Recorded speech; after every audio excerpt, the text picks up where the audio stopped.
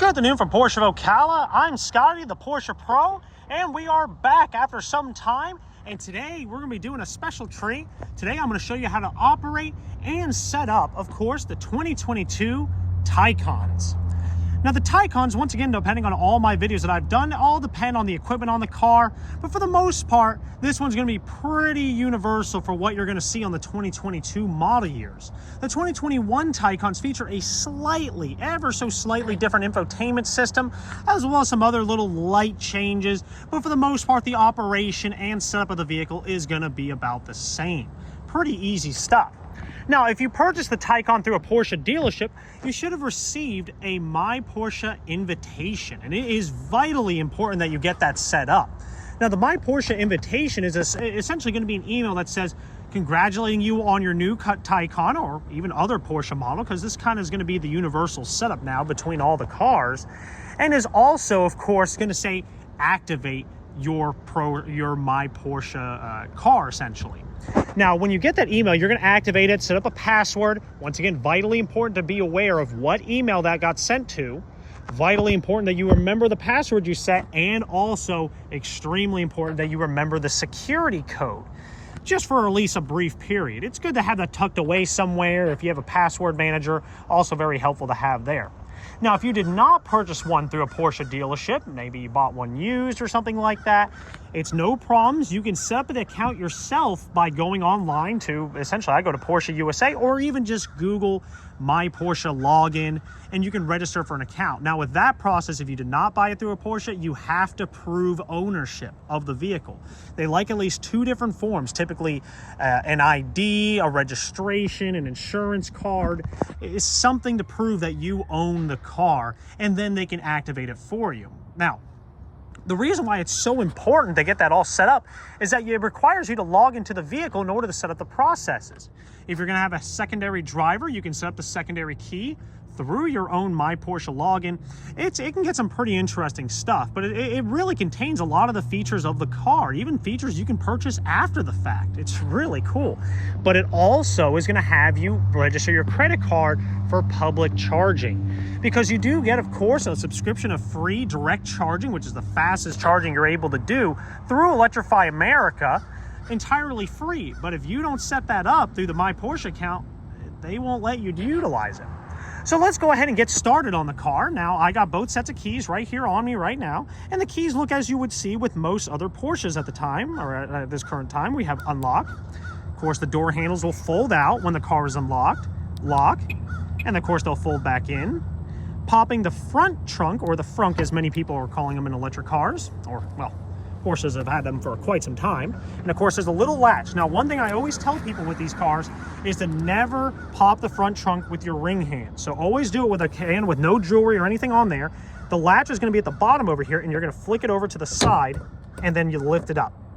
Pretty simple. The reason why I say never use your ring hand is obviously you'll see a little mark right over there if you start doing enough, because you'll scratch the paint. Now, while we're over here, of course, this front compartment is weatherproof. Depending on equipment, some Taycans may have this compartment over here, which will contain your air compressor as well as toolkit and wheel lock.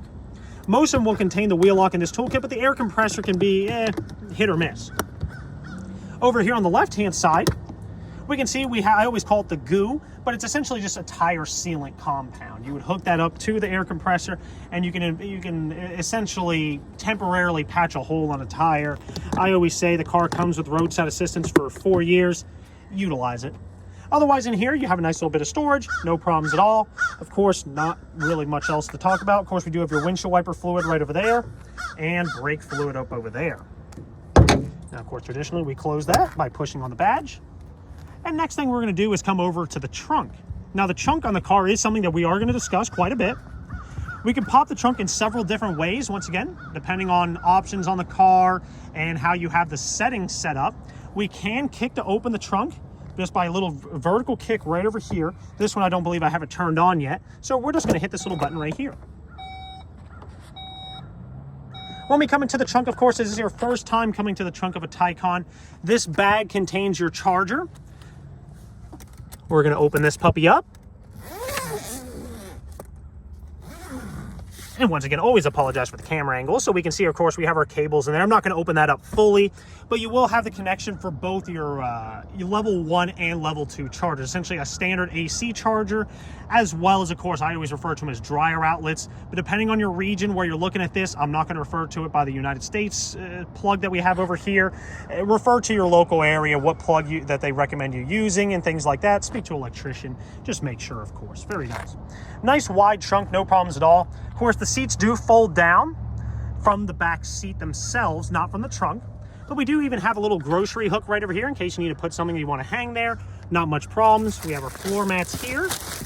And we're going to have a tiny little bit of extra storage underneath here. Pretty nice. And what's nice about that is just about big enough to fit the charger if you're going somewhere, maybe to a friend's house with this car, that you can take that charger out of the bag and just put a little bit of the stuff in there and really save some more trunk space.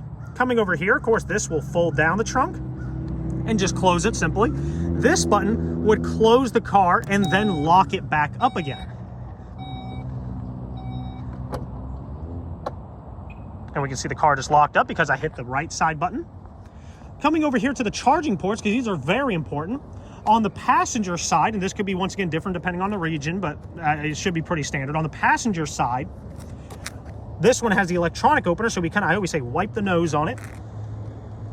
And we see we have the charging port. Now, this one has 2 extra slots, and that's perfectly fine if your charger doesn't fit to have those bottom ones, because you're not going to have that for at-home charging. This is going to be the charger you see at DC charging stations, direct current, much faster charging times. And they're going to plug into both sets. Now, if you're just at-home charging, you're able to charge on either the driver or the passenger side. But if you are charging at a DC station, you can only plug it in on the passenger side. Now, when you plug it in, it's just like a little gas nozzle. You just plug it in right over there, and you're pretty much good to go. We may be showcasing a little bit of charging in the later parts of this video, but we'll talk about that shortly. So let's go ahead and close this back up again. Now, if you do have, of course, the manual ones, all you do is just push on it, and it'll pop open. One point to make a very important point on is you can only have one open at a time. It will not let you open up both at the same time. So here's the driver's side one. And we can see we don't have the lower port right over here. This is just a standard port that you would use for at home or just normal charging. And then we have the little codecs over on both sides, of course, that tells you what each of the little lights over here will stand for, of course, whether it's charging, it's pending, it's done pending, or even if there's a problem. Unlocking the car, once again, depending on how you have your setups, but we're going to be discussing a lot of the options on the car and how to set things up. As you approach, the car can automatically unlock. But if you just gently touch underneath the door handle, I'm just using the lightest of pressure, this will unlock the car as long as the key is on you. Now, very important is to mention, when you're setting up your My Porsche profile within the car, which we are going to be discussing, is to only have one key with you. I always say, if you're the only driver, lock the other key inside of a safe, lock it in a drawer somewhere, tuck it away. It's not going to be needed. So, locking the car, we just touch those little lines for about a second. Unlocking the car, we just reach for it. It's going to be very important. Whoever unlocks the car is whose profile it's going to go to. So we'll go ahead and unlock it. As we come inside, of course, we're going to be greeted with a beautiful interior, very simple, minimalistic, but extremely well made. It still has lots of styling aspects. Of course, this pops open the door handle. If you notice, I can stop it right over here, and it's an electronic latch to open up the door. But let's say there's an emergency and you need to open it up manually. If you yank it, it will become mechanical if you just yank it past that a certain point. I know with a lot of electric cars, they like to hide a button somewhere. Porsche just keeps it on the door handle. Just yank it harder. Door locks, of course, very simple. Memory seat function is going to be very familiar with for what we have with the rest of our Porsches. So what we would do, of course, is get our seat all nice and comfy. This one has the 14-way power seats, of course. There are 18 ways, and there's even 8-way power seats, so it all depends on equipment. So this little button right over here is going to be your thigh support. And you can see that little leg extension right there. We're going to have our forward, back, height, and even tilt of the seat. You see how I'm twisting this like this, and it raises the front part or sets it more flat. Pitch of your back is over here, of course. Very simple there. And then we have the lumbar adjustment right over here. And with this part, it always confuses people because we do have 4 buttons for what normally would just be kind of forward and back. But on these cars, they actually have 2 air cushions. Let's say they're kind of layered up like this, almost like a little sandwich. Now, when you push the button up here, it only inflates that upper cushion. If you push it down, it only inflates the lower cushion. So if you have a more angled back or you want it more like this, you can do so. Pushing it forward extends both, and retracting it back just retracts it. Very simple. So once we would have your seat set, obviously we would adjust the mirrors. The mirrors, of course, we have our window switches right over here. They're all automatic, no problems there. But we would just choose what mirror we want to adjust. It would come on with a little red light when the car is on. So we're gonna go ahead, see if it'll let me turn it on without the key being in there. I'm gonna toss the key in. So we would hit, of course, left and right, and you can see the little light come on. And then we would adjust our mirrors to however we wish. This button would fold in the mirrors, and of course fold them back out. This is your child lock and window lock. So a lot of people that have a lot of little youngsters, maybe even buying the Cross Turismos, you're worried about your dogs or little ones kind of opening up the door on accident. This is also the child lock. Also to mention, just like the Panameras, if you have the 4th zone climate control and that switch is on, they cannot operate the rear AC. Very important. So once we have our mirror set up, we're going to turn the car back off because I want to make sure we go through that whole process as well. We're going to come inside the car. And the steering wheel adjustment is always a little interesting. I always try to say, I always try to refer to it as catching a bass and how you hold it by the mouth. But I guess that analogy doesn't go too well for a lot of people that don't catch bass. So what you're going to do is you're going to hook your thumb like this. And you're going to see a little slot that it fits in just right over here. You move it up or down. Forward, I'm pushing it away and pulling it towards me. Or you're going to slowly do your thumb the whole way. And that's how you adjust the steering wheel. So once you get that all set up, of course, we'd come over here to the driver's side and we can hit set, then 1. And you'll see this light come on shortly. And that's it, very simple. Now, what about turning on the car? Now, as is with Porsche tradition, we do have a button, or, well, they would normally be a key on the left-hand side, but this one just gives us a little button. And that's perfectly fine. Actually, a lot of times when you come into the car, it'll just start it for you automatically. It's pretty cool. So what I'm going to do is I'm going to hit this little button. I have the key inside, so it's going to start up, no problems at all. Now, when you're first coming into the Taycan, you're going to have something that looks like this. This is called the Setup Wizard. Now, I'm going to try to balance this because there we go. That's a whole lot better. So we're going to proceed through the steps. So, of course, I'm going to select English. I always just keep flying through. I'm just going to hit next. Yes, we want to establish a Porsche ID, so next. We can search for a phone at this point. I don't recommend it. It's not important right now. So we're just going to hit skip. Now it's going to ask for that Porsche ID and the password. If you follow through the steps of the earlier of the video, you already have it set up. Very important. You have 5 chances to enter it incorrectly. That's why I say make sure you have it written down. The email is not cap sensitive, which is your Porsche ID, but the password is. And it is very important. If you get it wrong in 5 chances, it locks you out for 30 minutes. So we would proceed through the steps after entering this, and we would hit login. If everything goes well, perfect, great. It's going to ask you next step to enter. Would you like to automatically log in without the security code or automatically log in with the security code? Well, you're going to hit automatic login without security code. You enter the security code, and then once you enter it, there's going to be a little option that says automatic login. You're going to check that, then hit next. From there, you're pretty much good to go. Follow through the rest of the steps. There's some things I can't show you without a login, but everything after that point is pretty self-explanatory. So we're going to exit out of there, and I'm going to say do not show again because we don't have to worry about that now. And let's go ahead and start discussing setup. Now, once we're inside the car, I always have a personal preference for setting up everything where I want it to be. Obviously, we would set our seats by this point, set in 1, and now it'd be locked into our key. So starting up with the setup process of the car, I always start on the left-hand side over here with lighting. Make sure automatic is lit up. We're good to go. That's all you got to worry about. This little light is more of a European feature. It's parking lamps. It illuminates the car around, but it will drain the battery. It keeps the lights on even if the car is turned off. So once again, if you don't realize that you hit that, you could drain the battery, and that's not good. So we leave it in auto so the car can maintain the lights for us. Right over here is manually turning on the headlights if we wanted to do that. Down beneath here is fog lights if you wish to turn on, of course, the rear fogs. That's it. Very simple. High beam operation. Let me go ahead and put in the drive for a brief period so I can turn my wheel and then put it back in park. High beam operation is very simple as well. Now, if you have no indication right over here, we see right below our seatbelt warnings right over here, there's nothing.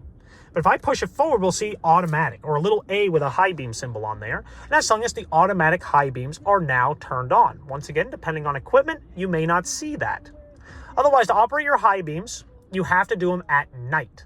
It will not let you turn on the high beams unless it is dark out. So if I try to turn them on manually, nothing happens. It just turns on automatic and turns it back off again.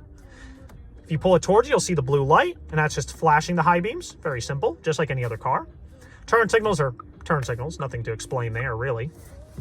So that's it for that stock. I'm going to turn the wheel straight again.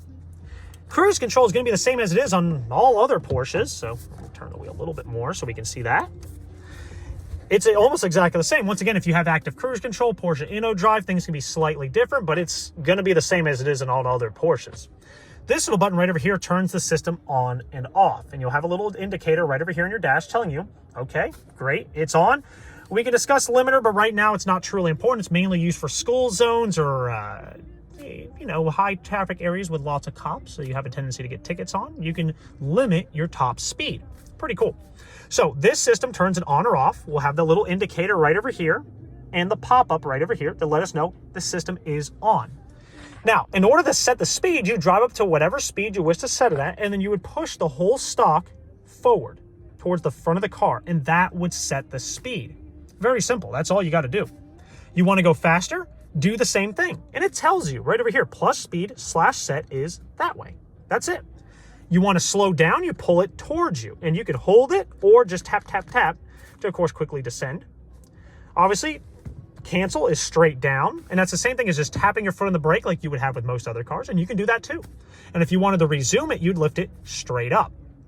Mode is a little hidden button, and if you're curious how to get into limiter, like the limiter mode, you would use mode. That's it. Very simple. Coming from there, of course, we're going to turn the wheel back straight again. There we go. I'm trying to get it perfectly even. Now, on the left-hand side of the steering wheel, we're going to have voice commands. Now, those have has a little bit of setup in here we're going to discuss, but the voice commands are intelligent if you set up the My Porsche and you have an active subscription.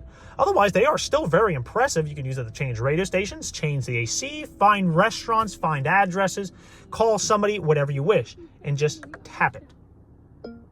And you can see the system is active. I can hit it again to cancel it. So it activates. It's deactivated.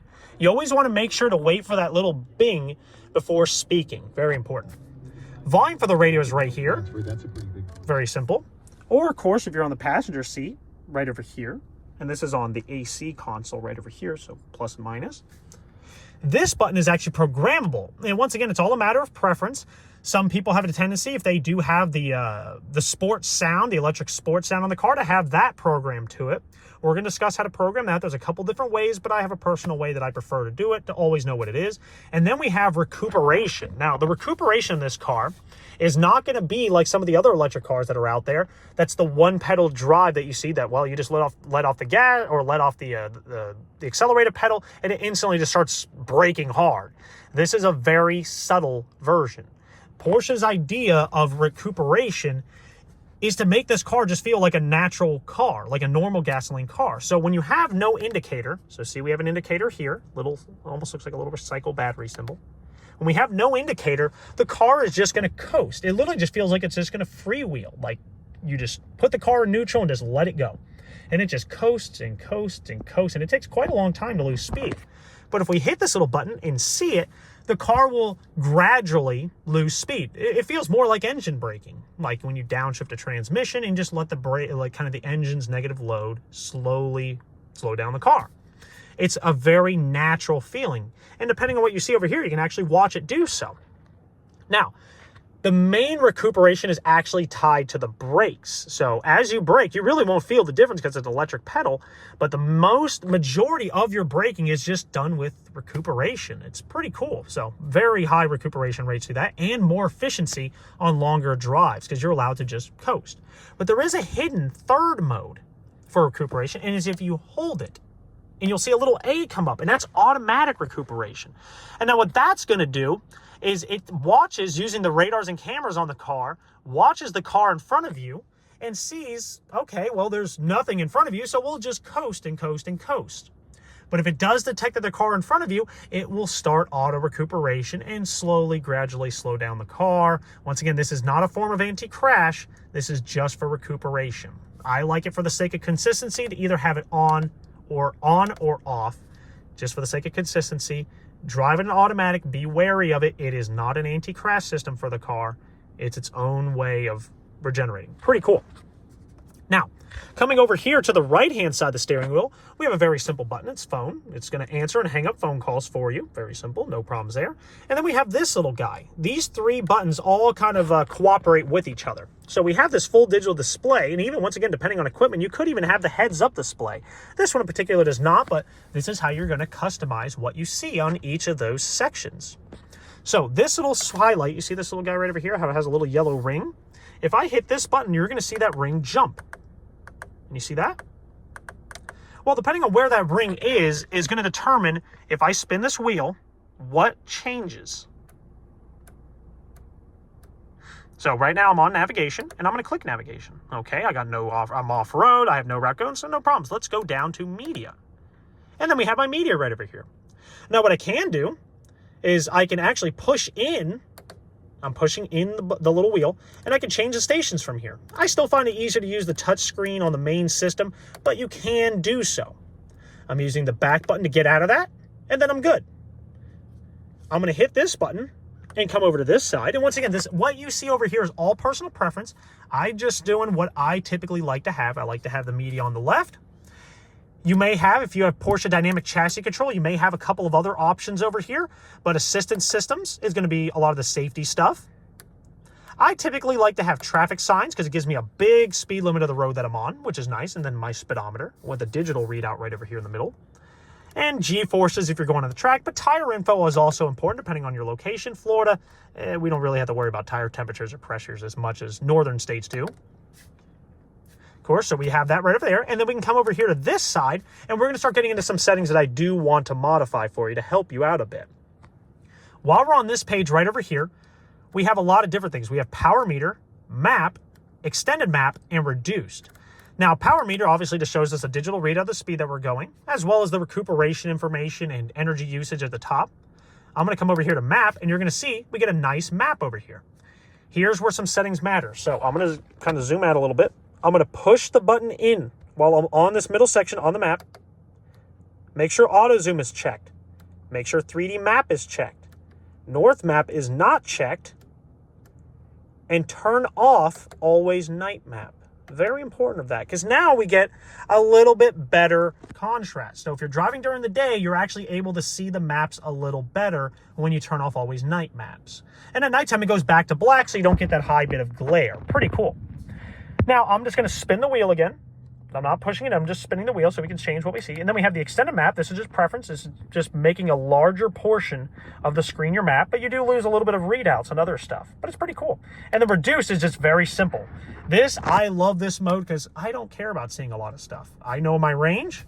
I know how many miles I have. I know my speed, and I know the speed of the road that I'm on, what gear I'm in, what drive mode I'm in. I'm done. I don't need any more information than that. That's plenty. But for now, we're just going to come back to the simple map right there. That's it for that section. Pretty easy. Now, over here, we have your drive mode selection. Once again, depending on equipment, this car does have sports chrono.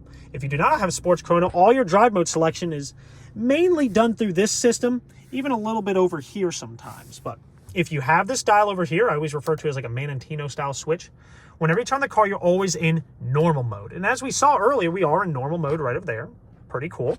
I can twist it counterclockwise, and we go into range mode. That immediately jumps up our range. Of course, now when letting off the accelerator pedal, the car will go to a two-wheel drive mode. It dials back the AC. It does a lot of different things on the car to extend your range. Pretty cool. If you even have the passenger display, it'll even try to turn it off. Pretty neat.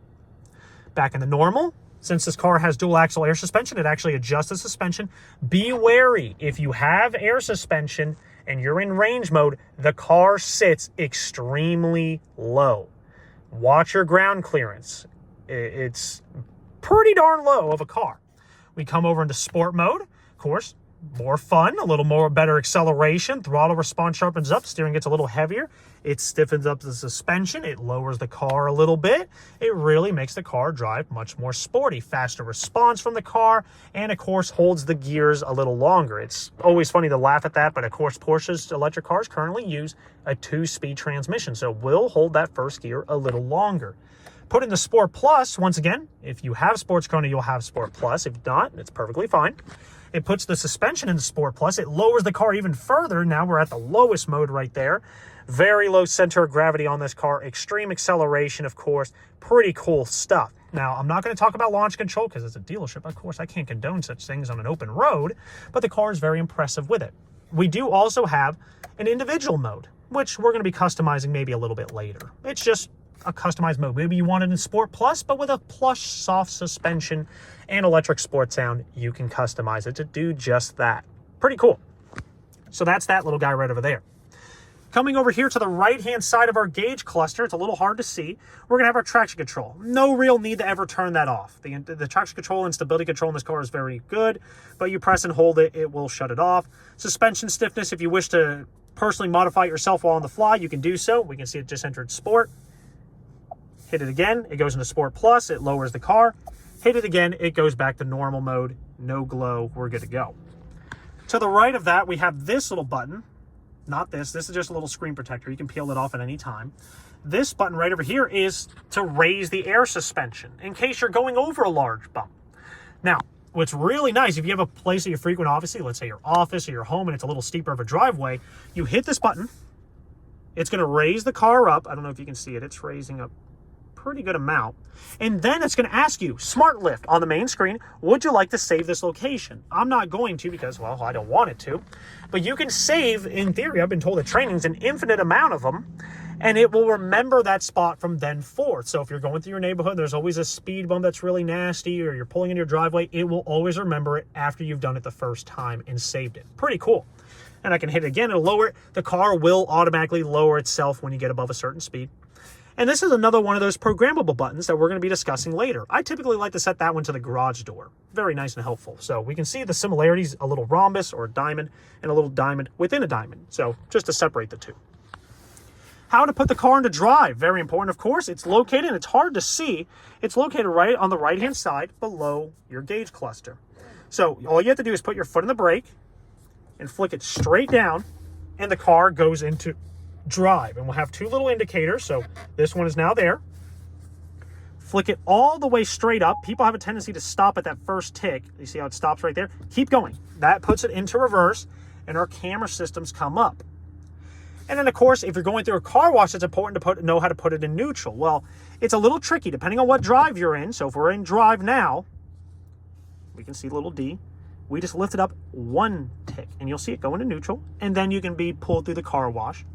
If you're in reverse and you need to go into neutral, you're going to push it down one tick. And then to put it in park, you just hit P. That's it. Now, there is some little bit of hidden features with that, of course. God forbid, if you got to stop the car, the driver becomes incapacitated and you need to stop the car some way, grab the steering wheel with one hand from the passenger side and press and hold the park button. It will emergency stop the car safely, of course, very abruptly, but safely. Nice thing to know. Now, windshield wipers. Very important to talk about those. Of course, especially here in Florida. Now, I always do the little bounce test, and you'll know what I'm talking about. See, I push it down and it just bounces back up. That means the windshield wipers are off. And we're going by this codex right over here. So we can ignore this one. We're looking at the high, low, intermittent off in one time. So obviously I push it down, I go one time, and that means I'm in off. If I lift it up one tick, I enter intermittent. Well, once again, in this mode, just like all of the Porsches, as long as you have the option for it, that is automatic windshield wipers in that position. Lift it up any higher, we go into low, manually low. Up higher, and we go into manually high. It's just swiping. Now we're back in automatic. This little dial right over here is the sensitivity of the automatic windshield wiper. If you get behind a truck and it's shooting up all that mist and you feel like, man, the wipers are not coming on as often as I would like them to, turn up the sensitivity. Or if you feel like they're coming on too often, turn it down. No problems. Simple. Obviously, pulling the stock towards you will wash the front windshield just like it does in any other car. Nothing crazy. Now, we've gone past all the physical buttons for the most part on the car. Everything else from here becomes a little bit easier. We have the last few little bits over here. Of course, a lot of reading lights. So this one turns on the reading light for the driver's side, reading light for the passenger side. The big light, which turns on lights all throughout the car, both of those up there, and even our rear lights, even footwell lights, rear footwell lights. It turns on just about every light inside the car. Very important to know that, of course, in case you got to check somebody in the back. You hear a sound of a little one in the back there making a weird sound like they're yakking up something. You're able to see back there and know what's going on. Over here, we have the SOS button. Now, this is going to be your roadside assistance button. Flat tire, run out of gas, something is wrong with the car. This is not to be used for emergencies, but if it's your last resort, by all means. God forbid, if you get into an accident, they will contact you if there's airbag deployment, of course. Hitting this little button down will expose this hidden little button that's illuminated. Of course, then you would hit that button and it would contact Porsche Roadside Assistance, once again included for 4 years, unlimited mileage with the car, 10 years of the accident. They'll call you if you get into an accident. So very nice. Good stuff. Now, before we get into the main infotainment system, I'm going to peel off this little screen protector over here so I get less air. And we're going to show off the AC control. Now, first thing I'm going to do is I'm going to turn off sync, so we can see our 2 different climate zones. Most of our AC function is performed over here, but there is a little bit performed over here. But for the most part, most of your control is right here. Front windshield defrost, rear windshield defrost, air recirculation, and AC max for those hot days. Okay, very simple. Heated seats, I'm going to turn those on. Ventilated seats, you can turn them on, off, just like the heated. And of course, mirrored on the passenger side. Temperature on the driver's side. Fan speed for the driver's side. And of course, mirrored for the passenger side.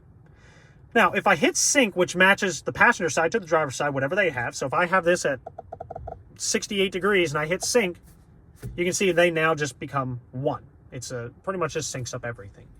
So now I can change the temperature and it'll change the temperature on all the zones. Now, if I adjust the fan speed, of course, that means I have to adjust it manually. But if I just hit in the middle here where it says auto, now the car will maintain the fan speed for me. I don't want a lot of fan speed because it'll interfere with the video, so that's it. But I do recommend just hitting auto. Let the car do the work for you. Set the temperature, let it do everything else. There is a hidden button right here. You see those 3 little divots? It gives you a little pop-down menu. Just go in and hit that. It's not important now, but if you notice the similarities between these symbols and then phone, you'll see where that can come into play shortly. These really only pop up when you're in park anyways. Down over here is another way to customize this main screen. I still find it easier to just use the main screen. Otherwise, it can take a little bit of practice, and it's hard to show both of them at the same time. But you can navigate the infotainment system using this little pad over here. It's not bad, just takes a little bit of getting used to, more than I would like to see. So, popping the trunks from inside the car is performed by this button right here. It's going to ask you, what would you like to open? I can pop the rear trunk and lower the rear trunk from here. Obviously, the front trunk is mechanical, so I can only pop it from here. I can't lower it. If you have the electric ports, you can open, and you can see how this one grays out. I can open and close it from here, which is pretty cool. We can also see the state of charge of the battery right over here. And you can see we can open up the charge ports from here as well. We're at 84% with 179 miles, give or take, depending on our driving. We can pre-cool and heat the car from here. Pretty nice stuff. Otherwise, we have our volume for the radio, a power button that lets us turn off our screens, and of course, a manual way to pop up our cameras right there. Once again, depending on equipment, you could just have the backup camera, but if this one has a surround view, so we are able to see, of course, the different views. This one gives us a wide angle view if you're pulling out of an intersection, and this one gives us one if you have a tendency to curb your wheels. Very helpful, helps prevent that. Pretty neat. Now we get into the main infotainment system. Now, if you've logged in, you should see your name over here in the top right. If you see guest, you're either using the wrong key or you have not logged in yet. And if you didn't get that pop-up that we saw in the beginning called the Setup Wizard, that's perfectly fine. I'm going to show you how to get to it to do it, even if you didn't have it initially pop up. So we're going to hit Settings right over here. Scroll all the way down and it's the last option. You see Setup Assistant. And if I hit this, we'll see the same pop-up that we had at the beginning of the video. Once again, this is only going to be used if you didn't have it initially. Perfectly fine, no problems. From here, what I like to do is we're going to go through settings. Now, very important, I always set the settings right off the bat. So I like the order of this button: navigation, media, telephone. But they don't match, if you see that. And that's perfectly okay. What I can do is I can hit these three little dots over here, and I'm going to hit adjust order. Now what that lets me do is rearrange these little buggers. And you want to see the blue line. See what I'm doing? I'm waiting to see that blue line. And I'm just matching the order. So it's a little more similar to what you're used to. That's it. Very simple. Now, what we're going to do is we're going to initially talk about navigation. Now, the navigation system, I'm going to try to balance this. Otherwise, my hand's going to get tired. The navigation system is extremely easy to operate. Remember I mentioned before we have this little button right over here? Well, look, it's all the same symbol. So I can hit this in any of these locations and it'll all do the same exact thing. And that's going to be the same for everywhere. So it doesn't matter. While we're on navigation, we see our view is northern facing. If you prefer that, perfectly fine, no problems. Most people don't. So what we're going to do is hit this little thing that looks like a bunch of cheese slices or something. And we're going to hit 3D map. And make sure range is selected as well. That's a pretty cool little feature there. Get rid of it, and now we're following behind the car. From here, we're going to hit those three little lines again over here. And once again, I always like to go through settings. We can see charging plan. Porsche charging planner, once again, depending on your options, is very helpful to set. So what I like to do, Porsche charging planner essentially saying if you're going from Tallahassee down to Miami, obviously you can't make that drive on one charge. What Porsche's charging planner does is it tells you where to stop and for how long. Pretty cool to charge up, of course. It'll direct you to charging stations off of freeways and stuff. So what we're going to do is I'm actually going to turn off set minimum charging at destination automatically. I like to set it to about 20. I like to be able to arrive at my destination with about 20%, give or take. Set it to a percentage you feel comfortable with. If you need to arrive at that location at 100% because there's no charging at the hotel or whatever, or your friend's house or anything, and you need to arrive at a high percentage, make sure to set it that way. And the car will do so from then forth. This little button, we don't need to worry about that. It's prioritize Porsche charging service. If you want to prioritize going to Porsche dealerships or anything like that, Electrify America's great charging stations. A lot of them are now hitting 800 volt, under 30-minute charging to 85%. Stick with that. Range warning, we want to keep that on, of course. So now we can get out of there. Avoid is the next thing. So I hit the little arrow over there, and now I'm on avoid. Well, you can choose what things you want to avoid. I always like to avoid ferries and auto trains. Obviously, we don't want to avoid tunnels. We don't want to avoid toll roads. Maybe you do. It's up to you. Freeways, I don't want to avoid those, so I'm not checking it. And then seasonal restrictions. I'm in Florida. I don't know what a seasonal restriction is. Maybe a hurricane or something. That's about it. So that doesn't do me any good. Display routes when starting guidance. If you have a tendency to not always want to take the highway routes, that's a pretty good option to hit. Because when you start route guidance or you enter an address, it's going to say, here's 3 routes. Which one would you rather take? It's pretty nice. So now the settings are set with navigation. We can start the discussion. Navigation is incredibly easy to operate. If you want to search for a destination, hit search for a destination. Now we're on here. I can hit home, add address to add a new address. If you bought this car used and there's already one in there, you grab it and swipe it off like a phone. Like I have no better analogy to say, but swipe it off like you're wiping off a booger or something. I don't know. And you'll have a red thing and allow you to delete it. That's it. Same thing for a work address. But what I want to do is, of course, if I favorite an address, it'll be under this little star.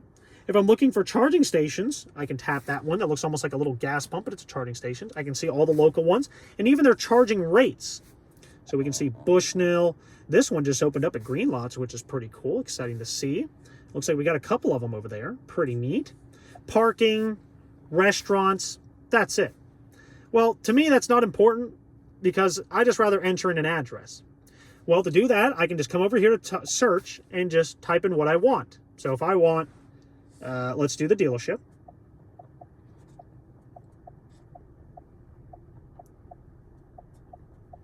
So I've typed in 5145 Southwest College, and it auto-filled everything else for me.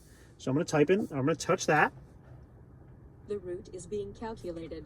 Now it's calculating the route for me. Also, obviously, I'm already here, so it's going to tell me I'll arrive by 4:21. I'll arrive at 84%. It's 2 minutes away or 0.8 miles. That's it. It's very simple. Now what I'm going to do is I'm going to hit stop guidance, and that ends it.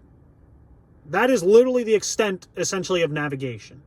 That's about it. It's an incredibly easy to work system. What I'm going to do is I'm going to type in something like Miami Town Center or something, just Miami. So let's just do, we'll do North Miami. We'll just do Miami. So obviously this is going to take a lot longer than the range that we have. So it says it's 299 miles. But it tells me in 189 miles, we're going to stop at that location for 17 minutes in order to be able to make it the rest of the way. And we'll still arrive at our destination at 20%. Pretty cool. Very nice. Once again, adjust the percentage as we saw earlier in the charging planner to whatever you prefer. So we're on our way. Stop guidance. We're done. That's it. That is literally navigation. No need to go any more in depth. If you do have any questions, please post a comment. Let me know. Call me. I'll try to figure out something. Coming over here, we're going to come back to the home screen just by hitting this little guy. Technically, there are 2 home screens. I don't bother with this one too much, so it's, to me, not that important. So what we're going to do is talk about media next. So once again, we can hit any of the buttons. This is typically what we're going to see when we're on media. Play is what's currently playing. List is going to be the list of whatever source you're listening to. In this case, we're on satellite XM right now, Sirius XM right now. That's okay. So it'll be the list of the Sirius XM stations. And Bose is where you come to adjust your treble, bass, and things like that. My personal preference, surround, linear, both check marked if you have Bose. Bass and treble, 2 ticks more bass. Depending on your age, or maybe if you did a lot of career in construction or something, and you've lost a little bit of your high pitch, the treble, you can raise it up. I have a tendency to lower it down by 2. So bass +2, treble -2. I don't mess with the balance and fader. It seems to be pretty balanced out nicely. That's it. Come back to play. This is the important bit. Let's go. Now, while we're on media, once again, we have our 3 little dots to change some settings. I like to adjust the sorting of sources. I have a personal thing. I keep favorites at the top because, to me, they're most important. But then we're dragging down and we just look at all the different options for media that we have. I think Sirius XM is one of the most important, so I raise it up on the list. There is no AM radio on Taycans. I think the next most important one to me is Bluetooth. So I just drag that up here and I put it below FM. As you see, there is even Apple Music, of course. You can link your Apple Music account to this. I have Android. Doesn't do me any good. So then once I'm done, I hit confirm. I don't bother with the dynamic ambient lighting. I like it to be one color. Radio settings, don't have to worry about. You can turn this on if you have a My Porsche subscription active. I can't do it right now because I don't. Sirius XM settings, I disable, keep on tune from start. That's a pretty cool little feature. We'll back out of there. Back out of there. Now we're back on how to operate this page. Now, satellite radio is the most complex one. We have the outer arrows for previous station, next station. Very simple. The inner arrows, the little kind of fast forward and rewind looking ones, do exactly as I just said. They rewind and fast forward. Back to live, of course, or the next song. Now, the only problem is if I change stations, it will wipe out what it has saved and allow me to rewind. But if you favorite it by hitting that little star, you see how remember how our favorites are right over here? It's this little star. If I hit that little star right there, it now favorites the station, and it will always record it as soon as the car is on. Pretty cool. That's it. So let's say we're on satellite radio. Well, it's a little annoying to go station by station by station, tap, tap, tap. That's when we just hit list. Now, we can see for you, it's stations that are recommended for your listening habits. I just hit all stations. Makes it a whole lot easier. There's all the stations. Choose which one you want to listen to. No problems at all. I'm a 70s guy. We listen to 70s. Sounds good. There we go. I can come back to play. And now, ooh, Hall & Oates. Very nice. Now we can just hit that and it would save it. That's it. Very simple. To change the source, I can just hit FM. And you see, FM is exactly the same, except it just got rid of the fast forward and rewind arrows. So once again, next station, previous station. Pause would just mute it, favoriting the station with the little star. Or I can hit list again and have the list of all the local stations coming in at a good reception. And that's okay. Very simple. I can also hit this little guy. And this is the same thing on satellite. I can hit this little music note and have all the stations pop up. That's it. Very simple. Normally I would say if there's any questions if I'm doing delivery, but I can't really hear you guys. That's medium. That's it. Obviously, if you have your phone hooked up, you'd be able to select your phone, start playing on your phone, turn up the volume, and you'll be able to hear it, no problems. So let's talk about telephone. Now, what we're going to do is when you select this is the page you're going to see. Now, I'm going to pull up my phone as an example. And Androids, Apples, all of them are a little different. So what I'm going to do, if you're on Apple, you're going to have to go to your settings. It looks like a little gear cog. Mine are, with Android, we just have a little trick. We can just kind of cheat it and scroll down from the top. And I hold on this Bluetooth logo. So you want to get to your Bluetooth page before you actually start the process on the car. So I'm going to set this right here. And I'm going to hit Start Search. Test 001, that is the name of my phone. Pretty simple. I'm going to give that a little tap. It's saying confirm the Bluetooth code on your device. Ah, there it is. So I'm going to hit, my depth perception will get screwed up if I look at it through the iPad. I hit OK. Would you like to transfer contacts? If you wish to transfer your contacts, say yes. It streams them. If you leave the car, they leave with you. If you update them on your phone and come to the car next time, it will do so. This is saying only Androids get this. So it's saying, would you like to transfer messages? I don't want my text messages transferred. I'm not going to worry about it. So I'm not going to do that. Now, I am... what I'm going to do, don't worry about what I'm doing over here. This isn't important. I'm getting rid of my contacts so you can't see who's in there, stuff like that. But very simply, of course, we have our favorites over there. I'm covering up my customers' information, of course, because I do have a lot of customers. Call history is going to be right over here as well. Contacts, if you want to look for contacts, is right there. Very simple.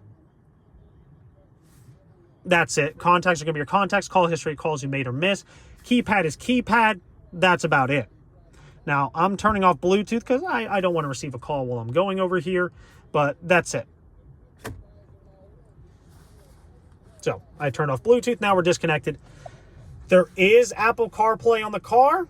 Once again, the process can be a little different. If you're hooking it, if you wish to do Apple CarPlay, you would follow through the steps I did, and you would just have an extra pop-up that says, would you like to do Apple CarPlay? If you want it, go for it. If you don't bother with it. Doesn't matter. I think the navigation system works better on this car because it is an electric. iPhones, I don't know if they have a map that they're able to download to utilize electric car information. I think the Porsche's integrated one is a whole lot better. Stick with that. Coming over here to this little car symbol, it's just vehicle. This is a place you can customize your drive mode settings. Once again, depending on what you see, it could just be depending on your options. That's okay. Once again, I want to balance this back down over here. So we have our drive mode, the same thing that we did on the steering wheel to change our drive mode. Our chassis, which is our suspension stiffness. Chassis height. Recuperation. The electric sport sound, as I mentioned before, is right over here. Got to turn that on. Sounds cool. That's it. Get rid of all that. Assistance is going to be all your safety settings. Once again, depending on options, you could have more or less. Basic assist just turns everything on or off. It's going to be your anti-crash, crash mitigation system, pedestrian avoidance systems. That's about it. Park assist is going to be displaying your cameras. Lane keep assist is the one that monitors this, helps you maintain lane composure. There's lane keep assist and there's active lane keeping. There is a difference. Lane keep assist waits for you to drift from the lane. It waits for you to start drifting before it steers you back. Active lane keep holds you in the lane, doesn't let you get to the drifting point. Lane chain assist is blind spot. That's it. Very simple. Now, I do want to talk about some settings in here as well. Very important. So while we're on this page, we have our three little dots. This is the drive page. We're going to hit those three little dots. Individual drive mode configuration. We talked about this a little bit, how to customize your personal drive mode. It brings you to this page here. Choose what you want it to be. I want it to be Sport Plus, with only sport suspension. Lowered chassis, I don't want it fully low. Recuperation on, and electric sports sound on.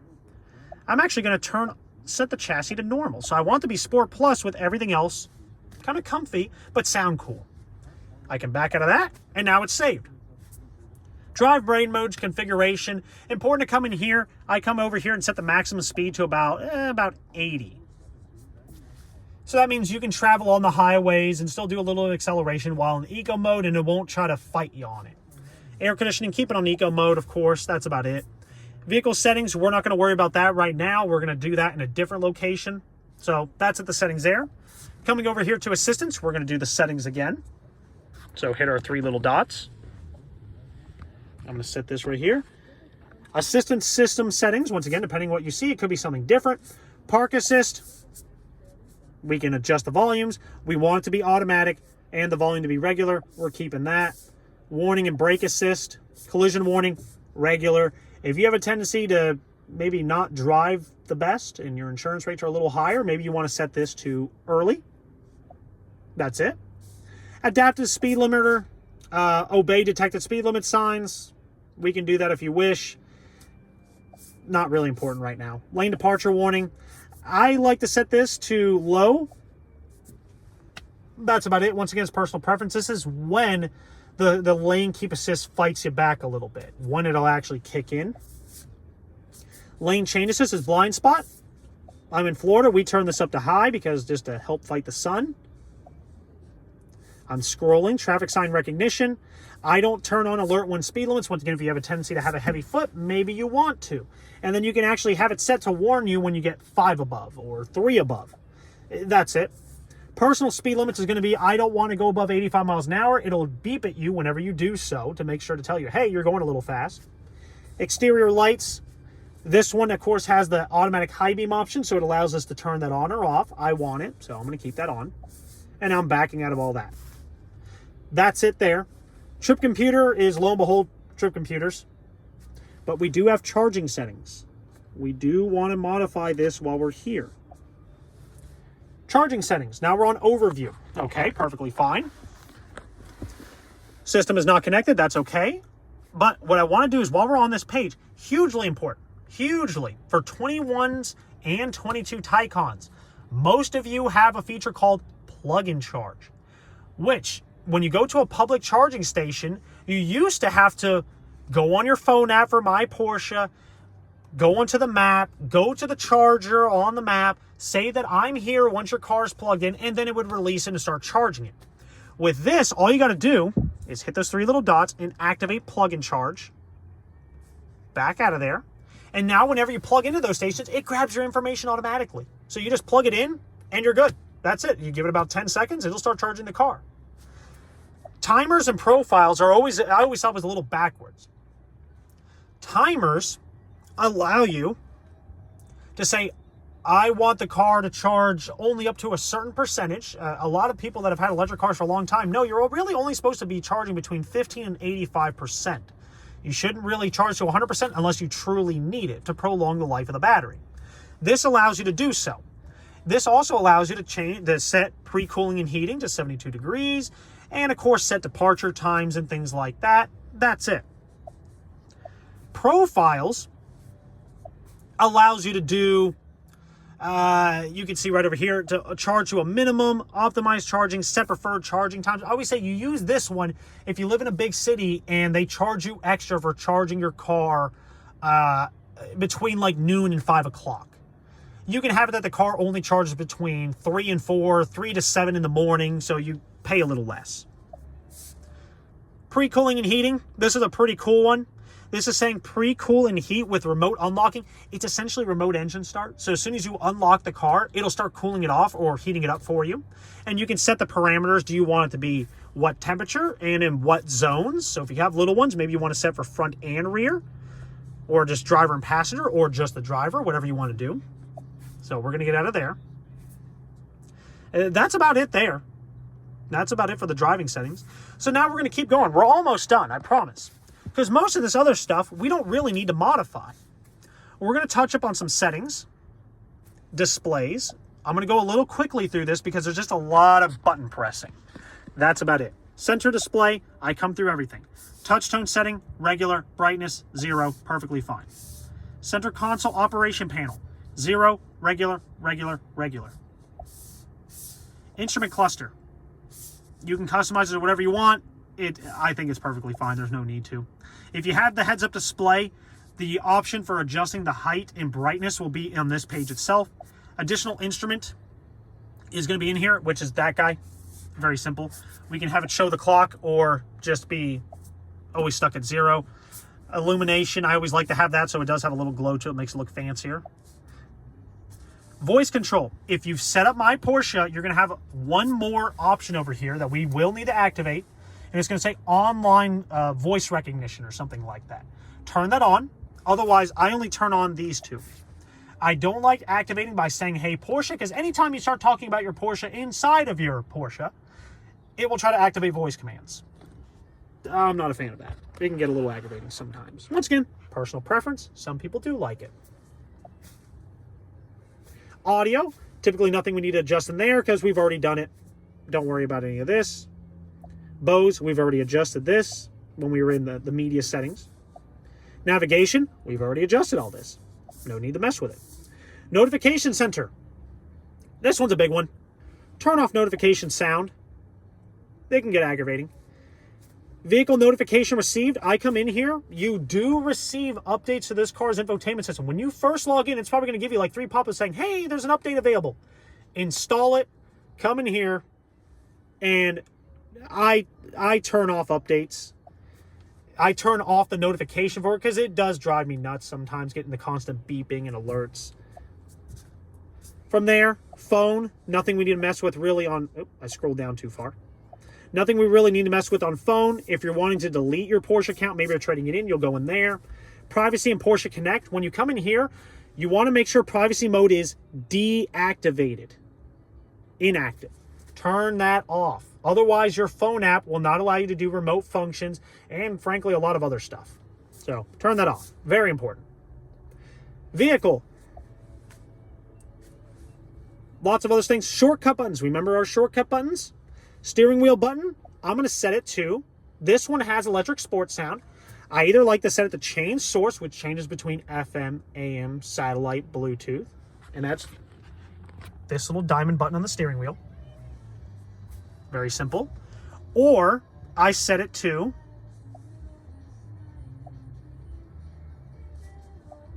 electric sport sound. You can also set it to activate your lift, the lift mode of the car, but it already has a button right there. What's the point? So you can also have it display your cameras. Choose what you want it to be. It doesn't matter.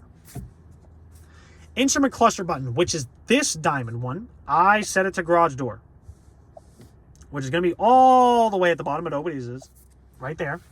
Now, garage doors, I get a lot of phone calls about garage doors. Call me when you want to hook it up. Be at your house. Have the manual, the old-fashioned clicker. I cannot program it from your previous car. You need a clicker inside the car with a good battery charge or a good battery in there that works, and then I can help you out how to program it. I don't want to discuss that today because we'd be in here for about another 15 minutes. From there, of course, we got shortcut buttons. We don't need to worry about hood, trunk, and lid or pop openings. Vehicle locking systems. Door release, when you unlock the car, very simply, do you want all the doors to be unlocked? Just your side, so the driver and back driver side. Oh, car turned off because I've been in here for so long. Always fun. Continuous guess. Deactivate. Don't mind what I'm doing here. Once again, we're just coming back to settings. Vehicle. Vehicle locking. We're back to where we were. So, from there, we have door release. I'm going to set it to all doors. So when you unlock the car, all the doors unlock. Fold exterior mirrors when locking just means when you lock the car, the mirrors fold in. Lock doors while driving. Self-explanatory. Confirm vehicle lock with horn. It just beeps at you whenever you lock the car. Comfort access allows you to unlock and lock the car without having to pull out the key. Expanded comfort access allows you to just walk up to the car and the car will automatically unlock for you. I don't like that. It's personal preference. I don't like a car to unlock for me automatically. Maybe I'm just walking by it. I don't want it to do that. Trunk lid comfort opening. That's the one that I told you that if you kick in the rear, it can pop the trunk. Maybe I'll make another video for that on how to do it. It'd be like a 1-minute video. Interior monitoring, this is going to be the anti-theft. It looks for motion inside the car. Check interior monitoring upon exiting. Just make sure it's all checked. It makes it a whole lot easier. That one's just going to say if you're going to leave a dog or a kid in the car, do you want us to keep the alarm system on or not? That's it. Lots of settings, like I always said. Tire pressure monitoring, don't have to worry about it. Lights and visibility, we already set all those. There's nothing we really have to worry about. So I wouldn't. Smart lift, if you want to delete any locations or anything like that, you can do so. Additional chassis settings, if you're putting the car in a jack mode, you can do it from here. That's it. That's the final setting I would really adjust on the car. There is a tiny bit extra. We're going to come into air conditioning. And when we're on ventilation, we can control these vents. They look like they move manually, but they are electronic. And this is how we can control them. I set them to diffused. The air spreads out. I hate having air blow on my face. It drives me nuts. It dries out my eyes. I don't like it. If you want to just be cooled off quickly, hit focused. If you want to tell it where you want the air to come from, you hit individual. It's a little awkward. Not bad, though. You just grab this and move it wherever you want it to go. And now the air, the little vents are actually moving in there to wherever the air wants to go. That's it. Very simple. Air quality, make sure ionizer is on if you have it, and automatic air recirculation is on. Pre-cooling and heating, we already did this a while ago. No problems. For the most part, that concludes what we're going to go over today, because everything else is not as important. Obviously, at the very bottom, we see Home Link, which is your garage door opener. We'll talk on that if we wish to on another video. I'd like to do it at a customer's house if they allow me to, so I can show you the process of it. Otherwise, you can, for the most part, refer to my other Porsche videos. It's very similar. Once I upload a 911 video, it's going to be the same process between the two, and it'll make it a whole lot easier if I just do both at the same time. But this does conclude the instructional part of the video. So what we're going to do is, of course, do our little exit. I do appreciate you spending the time to watch this video. I hope it was helpful for you. We're going to go ahead and head outside. Of course, to turn off the car, I press and hold the power button, and it fully shuts off. As you saw, the car does turn itself off after an amount of time, so if you do forget about it, it's okay.